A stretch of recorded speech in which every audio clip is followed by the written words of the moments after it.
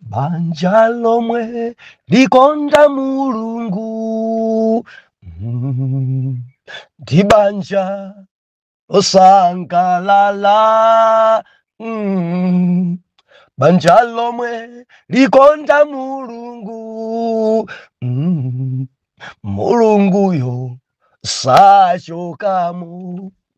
Haiya, banja lomwe likonda Mulungu, ndi banja losangalala, banja lomwe likonda Mulungu, Mulunguyo sachokamo. Ndulandile nokondedwa omvera konse kumene muli. Henry K. Chale, mtumiki wano, believer, lero pa 27 November 2025, utumiki wanzimai, sabutopiki, mkazi wa maloto. Believer, mkazi wa masompenya. Tuwerenga buku lija la Matthew chapter number 27 verse number 19.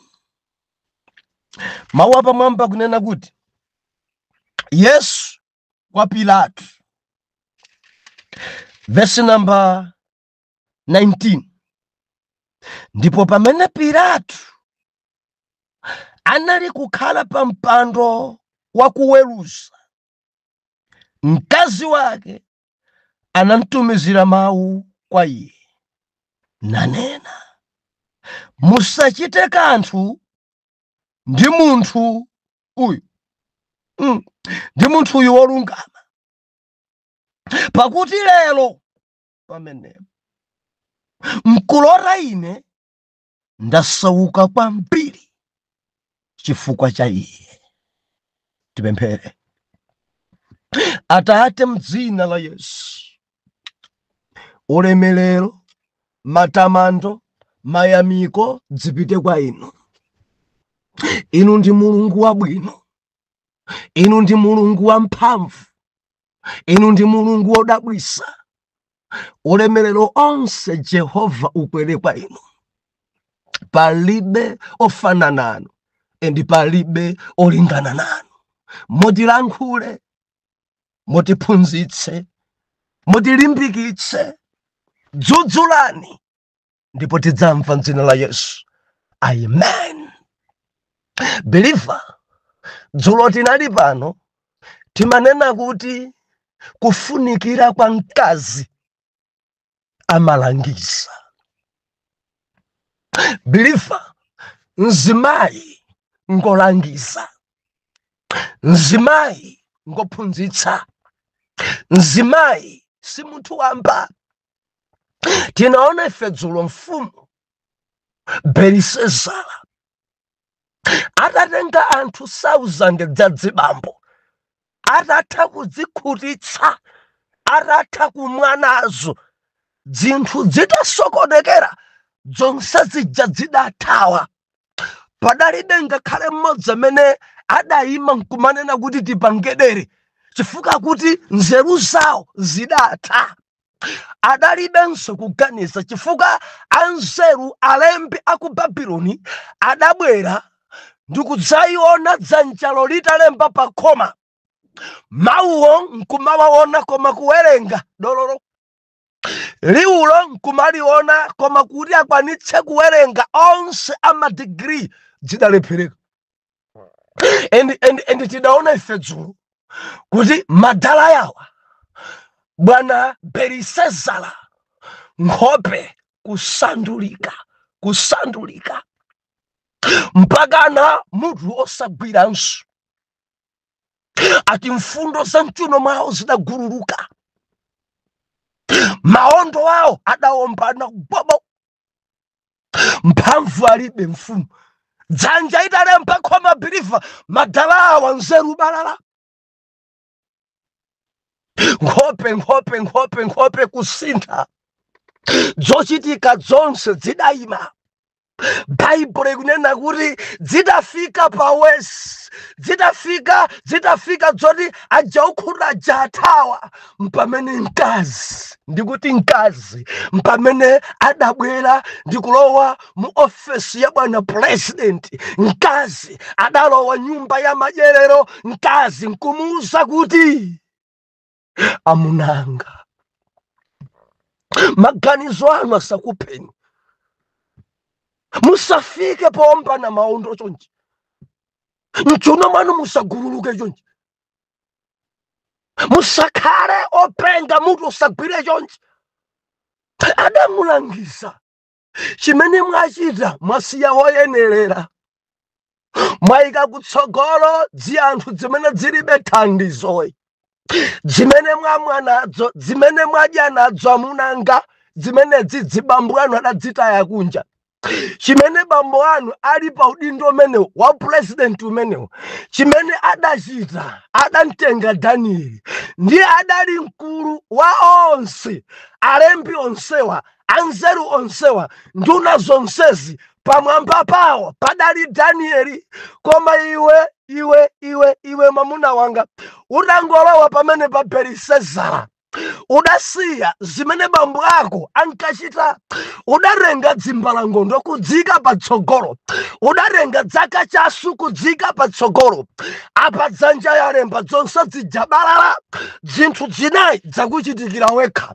Taonani amunanga, nkhope yasintha. Taonani amunanga, mutu sukugwira. Taonani amunanga, mchuno mwagululuka. Taonani amunanga, maondo aombana. Amene mwadya nawo aliku, amene mwakhulisa aliku, amene adya tiponi pano aliku, amene adya nsombayo aliku, amene amwa madrinkaja aliku, onse ajalephera. Tamverani, Danieli mwa iye muli mzimu wa Mulungu. Mwa Danieli lembai adzawerenga ndikuti Danieli akunena runi mzimayi, zinthu zitavura, dzadzibambo zitathawa, amfumu adasautsika, mpamene mzimayi adafika. Danieli akhoza thandiza, Danieli akhoza chita zinthu, Danieli amene yekha munanga mumuyitane, ameneyi abwere. Bible achitana kuti mkazi wamkulu ndi amene adafika kwa mamuna wake, ndi amene adafika kwa Belisezara mfumu. Ndipo Musa adamuza kuti Danieli imene adankondera rare wanu, Danieli adachita kumutcha dzina ngati lanu Belisezara, adangosiyana ti chifukwa chakumkondetsetsa. Inu Belisezara, uyoyo Danieli bambo anu adansintha dzina, adampasa dzina lako Babyloni. Belisezara. Haleluya. Abwere mwitaneni. Ndi nyamata wa Mulungu, ndi nyamata opemphera, ndi nyamata woyera, ndi nyamata amene ali thandizo. Sikuti ndikuyamba kumuona, nthawi ya atate wanu ndidamuona, nthawi ya bambo wanu ndidamuona. Nyamata olimba mtima, nyamata osagwedera, nyamata odziwa chimene akuchita Danieli. Koma idzi zimene mwamwa nadzo zibirifa mukutha kumva voice ya mzimayi aulimbikitsa. Ndetsulo tidanena kuti akazanu akamakulankhulani, akazanu akamakulangizani mudzimva. Dzadzibambo dzina sidzimamvera, dzadzibambo dzina ndinena pano dzakulukutika, dzadzibambo dzina pano chuma chidatha, dzadzibambo dzina pano chinzimu chachikolo chidalowa chifukwa cha anzawo.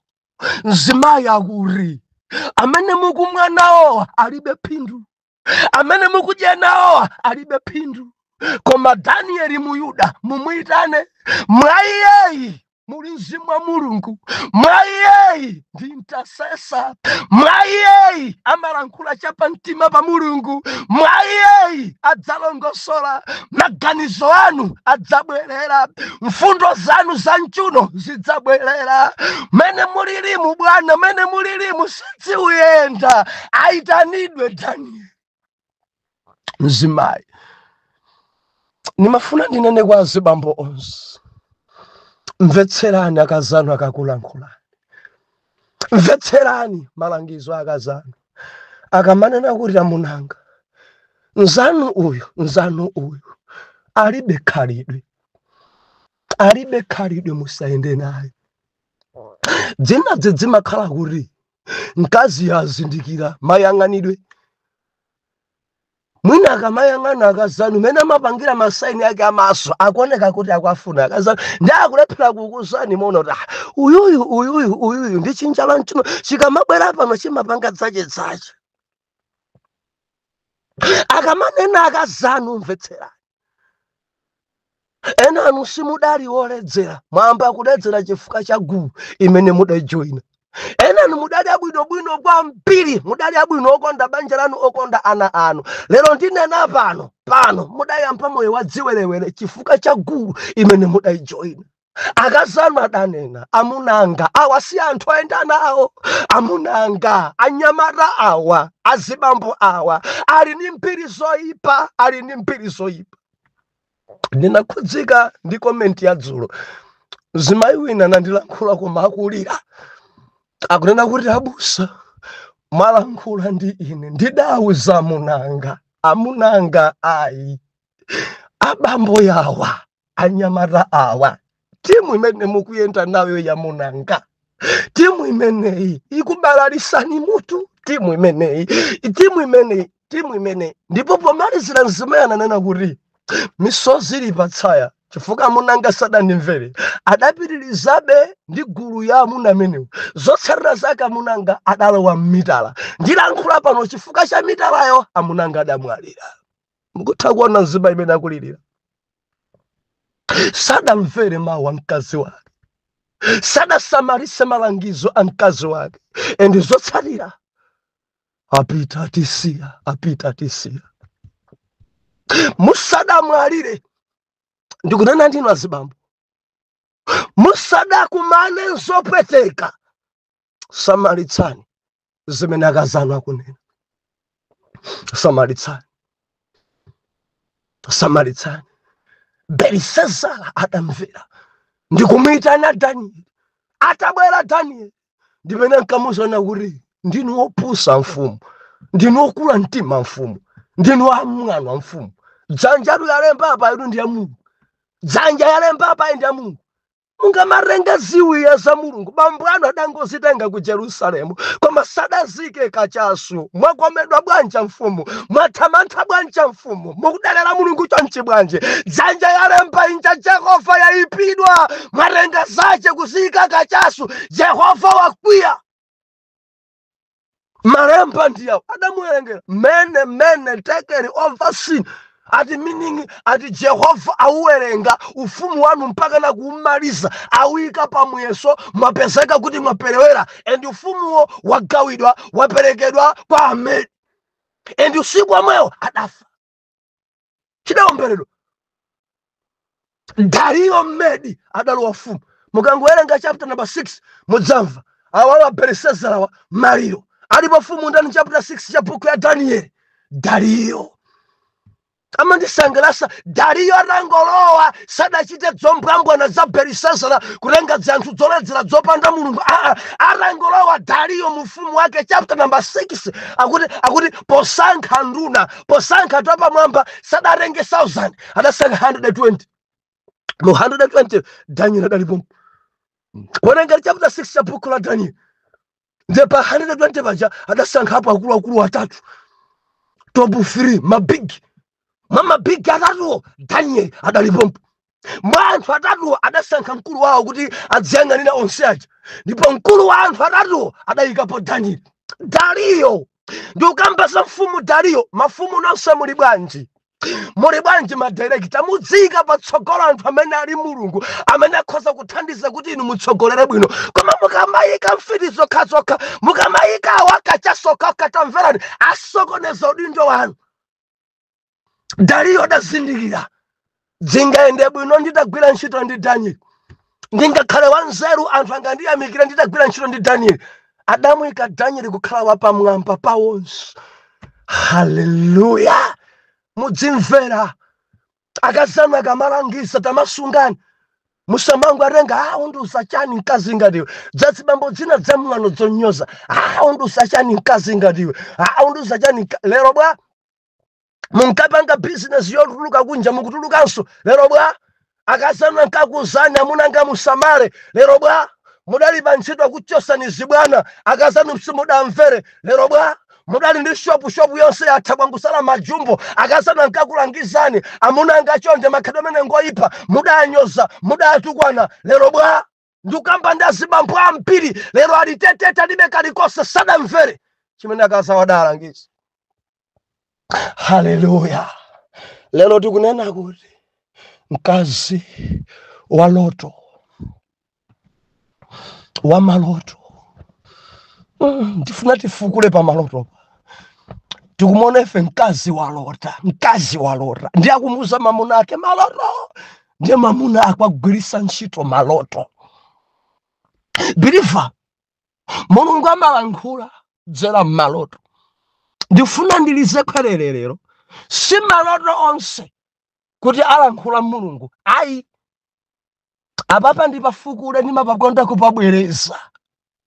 Mukalora pitani kwa atumiki mulungu, mukalora pitani kwa abusanu kaya kwa adadi wanu. Ndalota izi akuuzeni meaning yake. Chifukwa zinazi ni maloto wampa, zina zinso zikhoza khala viwanda.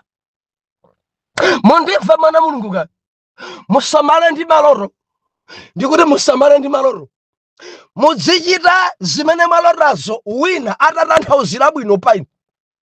Chifukwa njerekezinso kumalotoku amalowererako.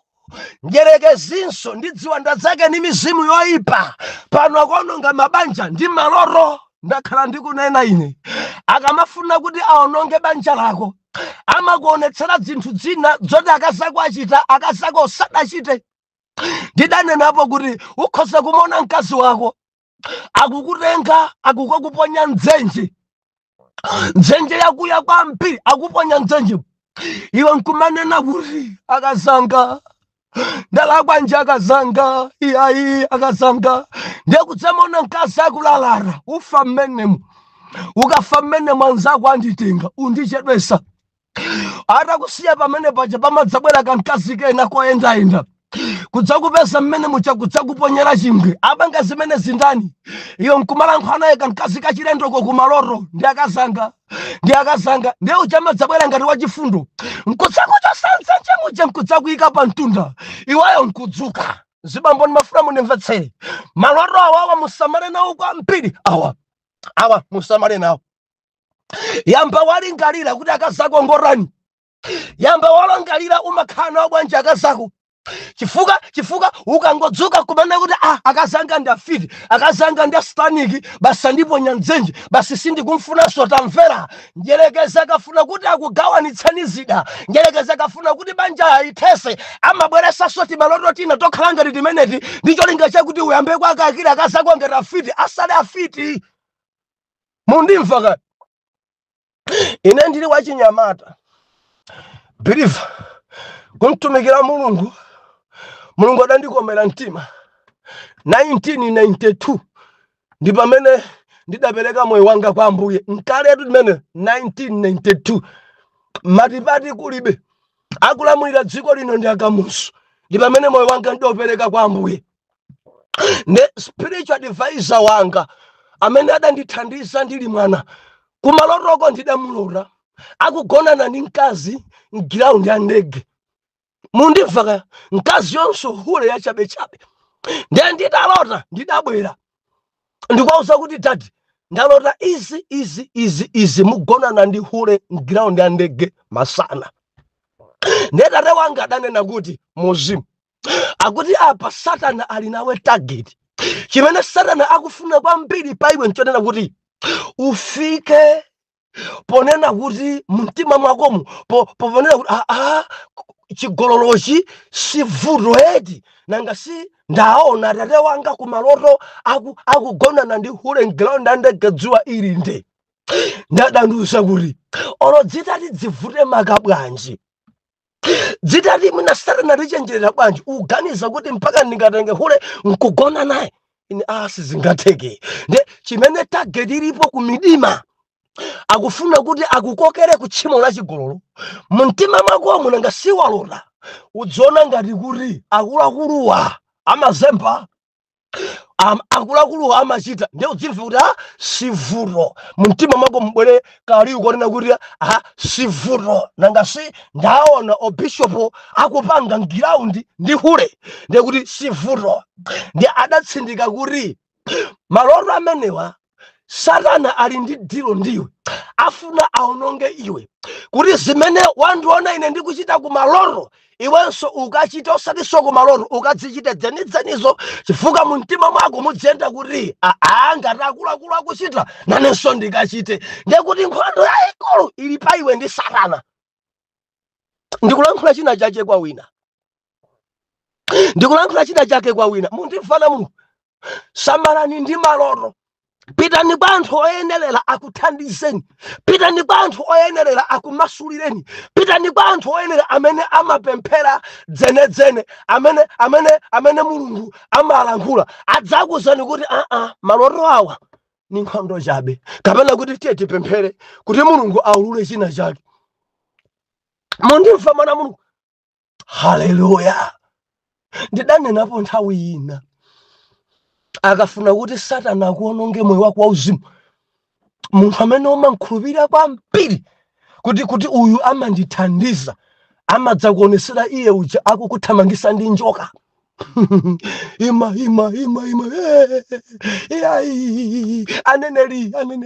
aneneri akutenga njoka kukuponyera kwadzuka pamwe aneneri amene ndiye kuti ngwamendima pemphera. Satana amasewera game imopsa kwambiri, pemphera. Ndinene pano poyera simaloto onse, mundimva, simaloto onse kuti alankhula ndi Mulungu ayi, simaloto onse ndikuti si onse. Jehova amalankhula mmaloto inde mwa mphatso ija ya chidziwitso. Believe usaiwale tinaphunzira pano kuti Mzimu Woyera ali ndi mphatso 9. Ne mphatso 9 zija zidagawidwa m'magawo atatu. Pali mphatso za vumbulutso zilipo zitatu, ne pali mphatso za mphamvu zilipo zitatu, ne pali mphatso zouzira zilipo zitatu. Believe titoseka. Ne mwa mphatso za vumbulutso ndiye kuti amavumbulutsa zobisika zimene anthu sakuona. Mwa mphatso za vumbulutso zimavumbulutsidwa nkuzika pambalampanda. Ne mphatso za vumbulutso ndi mawu anzeru, liwu la chidziwitso komanso kuzindikira mizimu. Mphatso zitatu zimenezi zimaulula, and mu mphatso ya chidziwitso ndi imene Mulungu amalankhula ndi ena kudzera maloto. Amaulula vuto lenileni kudzera maloto, amaonetsera Jehova kudzera maloto. Mundimva mwana Mulungu ka? Ndi pamenenso Satana amagwiritsa ntchito zomwezo. Mundimva? Believe sanditsutse simudapiteko kwa sing'anga nkukuzani kuti nyumba yanu khomo yake yang'ana kumadzulo mmageruza pano chano Mzimu Woyera.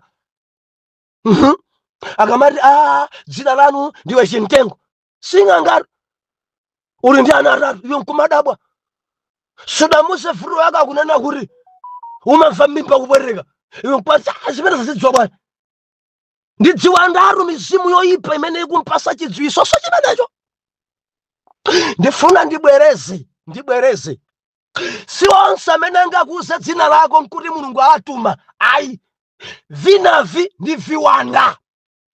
Koma topiki iyi tikunena kuti lero mkazi wa loto, mkazi wa maloto, mkazi wa masomphenya uyu, Bible passage tawerengayi malemba onena kuti Mfumu Pilato pa mulandu wa Yesu adambweresera Yesu jamuna dzabodza ndikumapeka nkhani. Ameneyi anena izi, ameneyi anena izi. Mukamawerenga nkhani imene mauthenga onse atatu.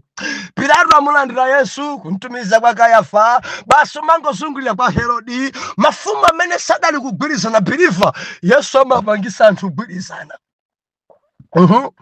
Mafumu amene kale adasiya kulankhula pa zifuka zawo zokhudzana ndi ufumu, adasiya kuyenderana, koma chifukwa cha Yesu adayamba kulankhulana, adayamba kutumizirana mulandu. Herodi aitumiza nkhani kwa Pilato, Pilato uyo aitumiza kwa Kayafa. Inkangozungulira anthu aja nkumadabwa, kodi awawa ayambanso lankhulana, mesana yambana, amadererana. Bwanji akuyanja nacho nchipilifa atamvera. Yesu akafika pamalo ndi muyanjanitsi.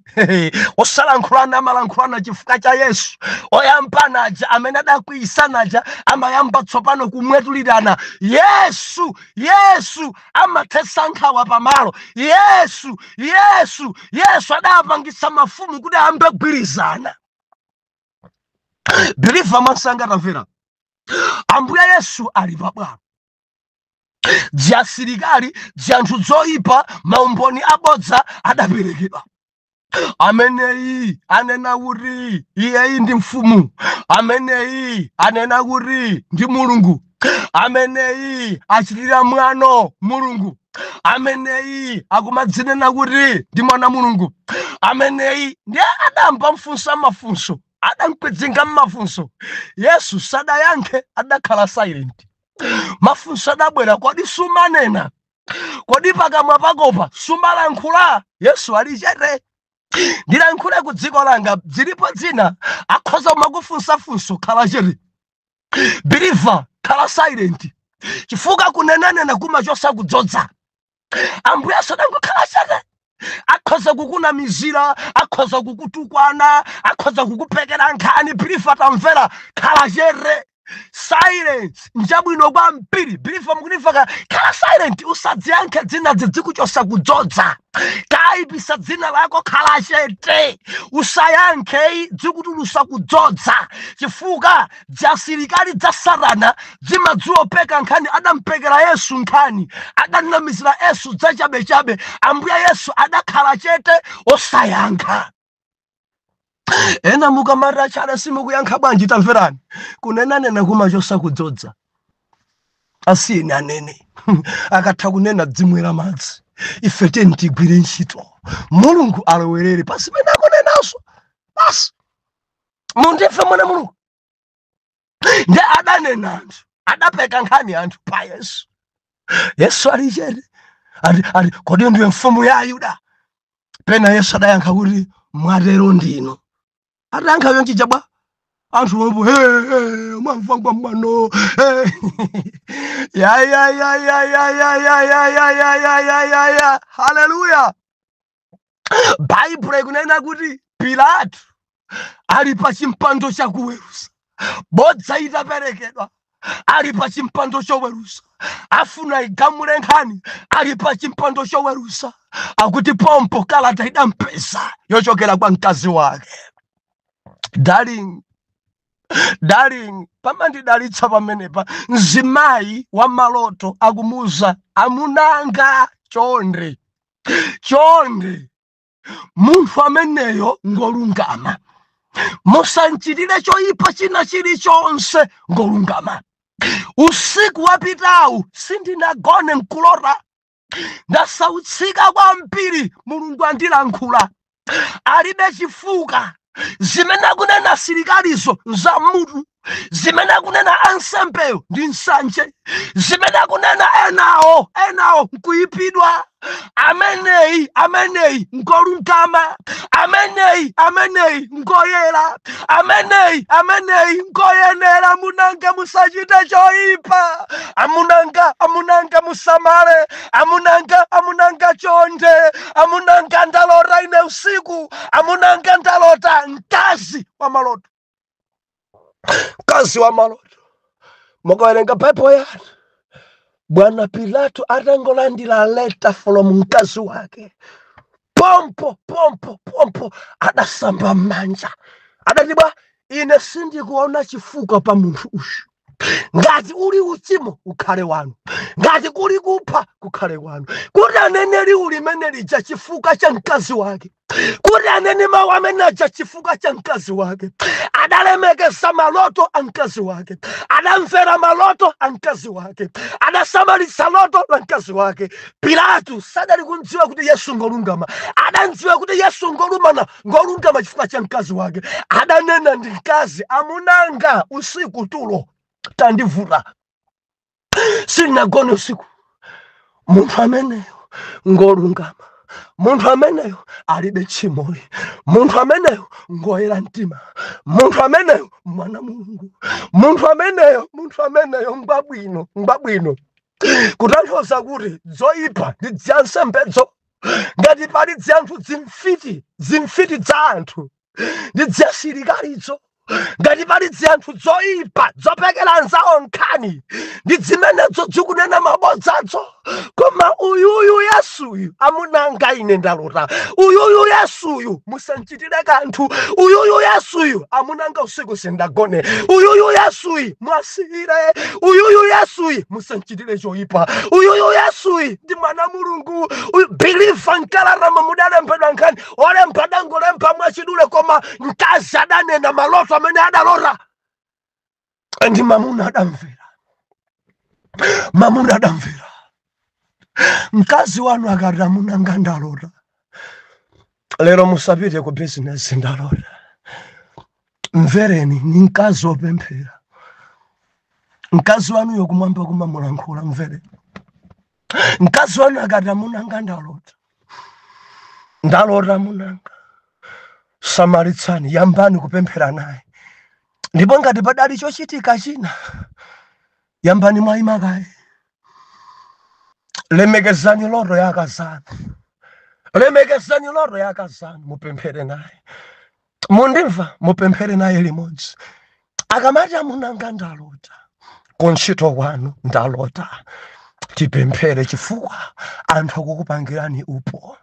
Tipemphere pompo mugwade naye limodzi, akupempherereni, akugwirani manja akupempherereni. Akamati musadapite tagwadani, agama tagwadani, ndifuna ndipemphere usiku ndinalota muchita ngozi. Ndipemphere potsutsana ndi mzimu wa ngozi. Gwadani, mundimva gama, olo mufulumira bwanji auzeni kupempherani, chifukwa kumasula kuli mwa iyeyi, kudzodza kuli mwa iyeyi alotayi, kufura ndi kuphasula nkhondozo zili mwa iyeyi.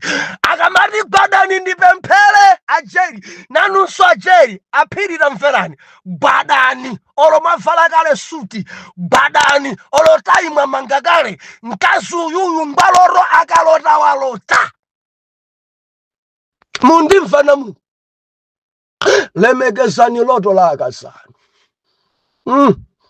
Akalota modzipempherere, chifukwa zinazo zimakhala nkhondo zakutsogolo. Mwina zinazo ni nkhondo zoti njereke zafuna aufoketsi. Maloto akabwera, tiye tipemphere limodzi. Ndikudziwa pali maloto ena sitingathe kufotokozerana, ndimadziwa zimenezi, koma zimene zili zofunika kufotokozerana tiye tifotokozerane. Chifukwa ena makuti ndaota maloto oyipa, musankakamiza sotenena. Mundimva mamuna ansanga, azimayi mundimva. Ndifua chache yako boda Musa Joseph wanena pa gulu. Haleluya. Mana Mulungu mundimva, pali maloto ena ngoti Mulungu angukuonetsa iweyo upemphere basi. Ukanena maloto amenewo akhoza bweresa chimpwirikiti pa banja lako. Ndikunena ndi ana Mulungu ambiri chifukwa cha maloto mudayambisa nkhondo onga ya Joseph ndi abale yake mpaka nakuphana. Lese amunanu ali ndi nzawo, ndozera munanga usiku ndaota anzanu aja ndikugonana nawo. Khani imene yetu sitha mwa amunanu. Asadza kupezeni awiriwiri, asadza mpeze yekha nyumba. Maloto awawa adzavuta. uchitecha pemphera wekha mzimayi. Mundimva? Pemphera utsutsane mizimu umenewo. Mwina amene auze atate wako muzimu ni malota izi atate wako akuthandize kupemphera. Hallelujah. Pafunikanso nzeru ndi vumbulutso pa nkhani ya maloto. Mkazi wa Pilato anati usiku ndalota munthu ameneyo ngolungama, usiku ndalota munthu ameneyo ngoyera, usiku ndalota. Ndipo amunanga langiza bombo musanchitire kanthu koyipa. Kuteku dzanthu zili pompo zikusokosazo ndiye zimfiti dzanthu, dzanthu zimene dzasilikalizo dzansembezo mdzabodza mdzosapemphera zangompekera nkhani adanena mawu amene wandi mzimayi maloro akoza munake mamuna pompo bweresani madzi ndilibe naye chifukocho. Uyu paine kamufuna mumphe kamufuna muntani magazi yake sandikhudze ineyo ayi ndadzichoka. Adadzichoka facha akazacha danena madala dzichokeni akazanu akanena pali dzimilandu dzina dzachiguruguru dzichokeni akasanu akakulangizana mukadziumirabe idzi mutenga nadzo tsambi dzirekeni bwanji mundilondole mawa. Atate zikomo chifukwa cha maloto mumatilankhula maloto eni mwatichenjeza Satananso akulankhulaso maloto omwewo. Tithandizeni mwa mphatso ya chidziwiso kuzindikira kuti loto iyi mukulankhula ndinu eni maloto awa ngakumene mangofuna tisokoneze. Lankhulani kwa ana anu Jehova kudzera mmaloto, chenjezani Jehova mwazimayi kudzera mmaloto, ende chitani chimenechi polemekeza dzina lanu mwa Yesu Khristu oyera mtima tonse tiyankhe kuti amen and amen.